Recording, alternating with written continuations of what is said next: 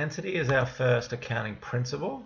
So don't use it as a qualitative characteristic. It is closely related to relevance, but it's actually an accounting principle. The definition is the business must be a separate accounting entity from its owner and any other businesses that the owner owns. That must mean that their transactions and financial records should be kept separate from the owner's personal transactions and also the transactions of any other businesses owned by the owner. Example 1, the owner of a business withdrew $70 of stock to give as a gift to her daughter.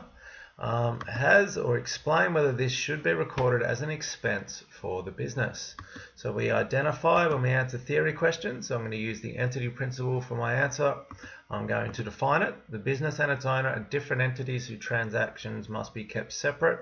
So you can see we've got that complex definition from the previous slide down to a nice tight definition. I'm only giving the parts of the definition that are appropriate to the particular question. And now I'm going to relate it and say that the owner should not record this as an expense. And that's because the business is not sacrificing stock to generate revenue. That's what an expense is. Rather, it's the owner taking out stock for personal use, which we call drawings. And that's because it's a personal transaction. This is not a business transaction. It's got nothing to do with the business entity other than the fact the owner's taking out their capital. So therefore we'd call it drawings. Example 2, a vehicle purchased 2 years ago by the owner for $25,000 has been contributed to the business. The current agreed value is $17,000. Explain how the vehicle should be valued in the records of the business. I'm going to identify the entity principle, I'm going to define it, and this time I'm going to change my definition slightly and say the business and its owners are different entities whose transactions must be kept separate, and this time I'm going to relate it. So I really can't answer this question without giving a number.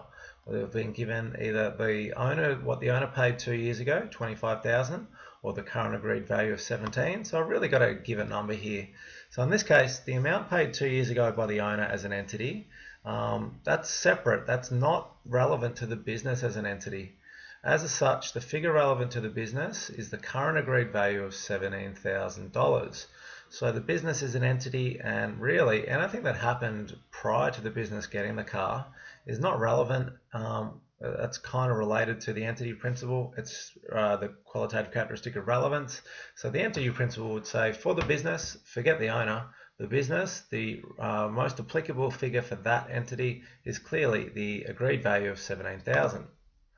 Another example, Jackie owns 2 businesses, a hairdressing salon and a sports store.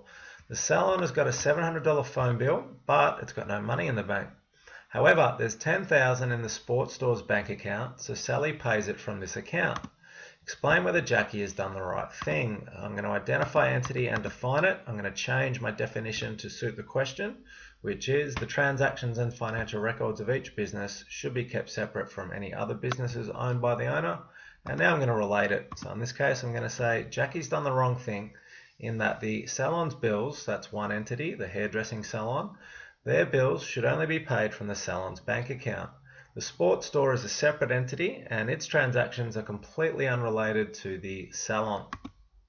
One more example, Jackie has decided that since she owns 2 businesses, the hairdressing salon and the sports store, it would be much easier to combine their income statements into one rather than prepare a separate one for each. Explain whether this is the correct policy to follow. Identify entity, define it. Transactions and financial records of each business must be kept separate. And now I'm going to relate them. Even though these 2 businesses are owned by the same person, combining them would be the wrong thing to do. You can't do that. You've got to keep them separate. Financial reports must be prepared separately for every single entity, and it doesn't matter if one person owns all of those entities, they've still got to have their own separate financial reports.